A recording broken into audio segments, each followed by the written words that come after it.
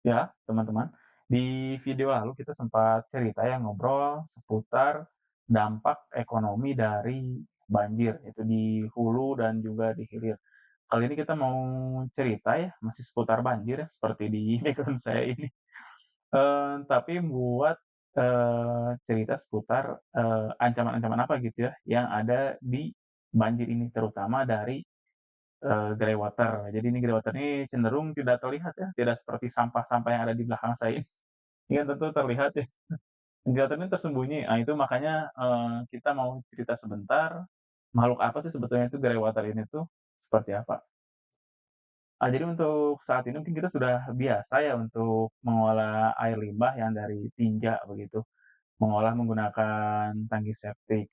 Tapi kita mungkin kerap, di beberapa lokasi mungkin bahkan atau mungkin kita sendiri juga masih, abai begitu ya dengan grey water. Grey water itu apa sebetulnya? Ini sebetulnya adalah air limbah rumah tangga juga yang berasal dari sumber non tinja begitu. Jadi ini dari sumber, cucian pakaian begitu, air mandi, cuci tangan gitu ya, cuci piring lah, dari dapur begitu. Jadi ini tidak, termasuk dari tinja ya teman-teman. Nah, di sini tuh umumnya ini mengandung deterjen ya, lalu ada minyak deh dari lemak dari cucian piring. Jadi itu kondisi-kondisi yang khas begitu ya, dari, grey water tuh seperti itu. Tapi di sana tetap mengandung juga bakteri begitu ya, virus dan juga dari mana, dari sisa makanan ataupun dari air mandi ya, namanya air mandi kan pasti, apa namanya, membilas kotoran gitu yang ada di dalam tubuh, jelas itu mengandung juga bakteri begitu. Yang mau kita ceritain ini, untuk saat ini tuh pengolahan grey water, masih apa ya, secara umum masih digabung lah ya dengan saluran drainase pada umumnya mungkin, tapi di beberapa lokasi mungkin sudah digabung dengan saluran air limbahnya atau IPAL-nya begitu ya. Tapi di beberapa lokasi mungkin bahkan pada umumnya, ini tuh masih tergabung dengan saluran drainase. Yang mana pada saat banjir seperti ini, seperti di belakang saya ini, tentu ada resiko, apa ya, meluap gitu ya. Jadi saluran drainase tentu akan, meluap, artinya air menjadi media begitu ya, media untuk penyebaran ancaman. Ancaman dari apa? Ancaman dari penyakit-penyakit yang ada di, dalam, grey water ini, begitu. Kenapa tidak bahas sampah ya? Sebetulnya sampah tuh menarik juga buat kita bahas, tapi nanti mungkin, sesi berikutnya kalau saya udah ada ide begitu ya, sedikit-sedikit ide. Sampah ini sebetulnya menarik karena dia tuh terlihat begitu ya, terlihat sementara grey water ini tuh dia tuh kasat mata lah kira-kira, dia tuh ada, tetap ada gitu ya. Cuma kita nggak, apa namanya, nggak betul-betul lihat, cuma kita kadang-kadang ngerasa gatal nih kalau sudah apa, sudah kena banjir. Akhirnya mau kita ulas sedikit, kita mau cerita lah, ngobrol-ngobrol sedikit. Kita mau jelasin ada 8 gitu ya, kita kelompokkannya secara sederhana ya, ada 8 ancaman begitu, grey water terhadap, kesehatan dan juga lingkungan, utamanya pada masa banjir, seperti saat ini ya di beberapa lokasi. Terhadap kesehatan di sini juga, menyebabkan, penyebaran penyakit ya, karena di geotermal ini kan mengandung sejumlah, bakteri, virus, patogen begitu ya. Jadi dengan tercampurnya dengan saluran drainase begitu pada saat banjir, meluap, itu, penyebaran menjadi makin cepat. Nah, itu yang perlu menjadi perhatian kita tuh ya, pada saat itu makanya menjadi ancaman pertama gitu. Jadi penyebaran penyakit. Yang kedua, ini tuh pada, ancaman berikutnya yaitu infeksi saluran pernapasan. Sebetulnya itu terjadi karena pada kondisi tertentu ya, ketika misalnya busa deterjen atau zat kimia itu sudah, apa namanya, sudah begitu banyak begitu ya, tapi kan dalam kondisi banjir itu tidak tidak sebanyak pada saat, ini ya, tidak pada saat sebanyak, hari-hari biasa mungkin. Tapi ini juga pada saat tertentu mungkin ini mengganggu, apa ya, mengganggu penciuman begitu ya, pada saat banjir kan kita juga kadang, cium bau dari apa, itu kan tidak lain dari zat-zat kimia yang ada dalam grey water itu sendiri begitu ya. Itu, tentu mengganggu, apa ya, penciuman, pernapasan mungkin untuk, beberapa orang begitu. Itu yang kedua, ancaman terhadap kesehatan. Lalu yang ketiga di sini juga meningkatkan risiko luka ya dan infeksi kulit.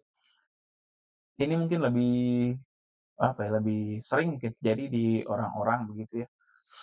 Jadi dari bakteri-bakteri yang ada di air greywater itu begitu ya, karena tersebar gitu, lalu menyebabkan, luka-luka itu menjadi bernanah begitu ya, infeksi itu yang kerap menjadi apa namanya, penyakit gitu ya pada saat, terjadinya banjir ataupun setelah terjadinya banjir, begitu. Lalu ancaman terhadap kesehatan itu adanya kontaminasi sumber air minum. Nah ini, beberapa, eee lokasi mungkin kondisi yang di mana, apa namanya, masih menggunakan sumber airnya air tanah begitu ya, air atau air sumur sumur gali begitu ya, atau sumur dalam juga, itu kan sebetulnya, groundwater ini bisa saja, apa namanya, meresap begitu ya, apalagi yang untuk sumur-sumur dangkal begitu ya. Ketika sumur galinya tertutup semua begitu ya, oleh banjir, air masuk semua ke sana, tentu ini kan, menjadi apa ya, tercemar begitu ya, sumber air minumnya. Makanya pada saat banjir ini, berbagai apa namanya, bantuan yang sangat diperlukan, apalagi sumber air minum gitu, sumber air bersih ini memang termasuk yang diperlukan begitu, karena ini betul-betul, vital gitu ya. Kemudian untuk terhadap lingkungan begitu ya, seperti apa nih ancamannya seperti untuk ancaman ke-7 berarti ini ya? Ke-7? Ke-6. Di sini ya itu ancaman terhadap, pencemaran sumber air dan ekosistem, masih sama seperti yang tadi, tapi ini terhadap sumber airnya ya. Ancaman terhadap pencemaran sumber air. Di sini ya itu kandungan dari, sabun, fosfat, dan deterjen ini, yang memicu, apa namanya, penurunan oksigen dalam air. Jadi artinya apa, beberapa spesies mungkin tidak bisa hidup begitu ya, apalagi dengan kondisi banjir, lumpur begitu. Lumpur tinggi kan otomatis kan, apa namanya, susah ya untuk beberapa spesies untuk bisa hidup, apalagi ditambah dengan ter tercampurnya air sabun lah, lalu deterjen. Itu kan membuat lebih sulit lagi ya beberapa spesies untuk hidup. Tentu kita, apa namanya, harus menjadi perhatian begitu ya buat buat kita. Kemudian ancaman lainnya apa, yaitu menghambat daur ulang air. Ya sebetulnya air ini kan terus memiliki siklus ya, tapi dengan, air yang, tercemar gitu oleh groundwater ini, jadi, dengan kondisi tercampur minyak, lemak begitu ya, atau zat zat kimia, ini akan menjadi sulit untuk, diurai begitu ya, air itu tuh, karena kan itu kan mengalami infiltrasi, perkolasi, jadi akan sedikit lebih lebih sulit lah. Ya karena ini justru akan mempercepat pencemaran tanah dan air tanah, gitu. Lalu berikutnya apa, ini tuh, ancaman berikutnya itu memperburuk penyumbatan drainase dan banjir. Dari mana? Yaitu dari minyak dan lemak. Jadi tidak lain kalau kita biasa cuci piring gitu ya, ataupun, di dapur begitu ya, biasa itu kan ada lemak. Itu kalau, pada kondisi tertentu kan akan mengendap dan mengeras dan juga menyumbat saluran drainase. Pada saat banjir, ini justru akan memperburuk begitu ya, memperburuk kondisi begitu. Apalagi nanti ditambah dengan, sampah begitu, ini udah, besti lah kalau sama sama sampah.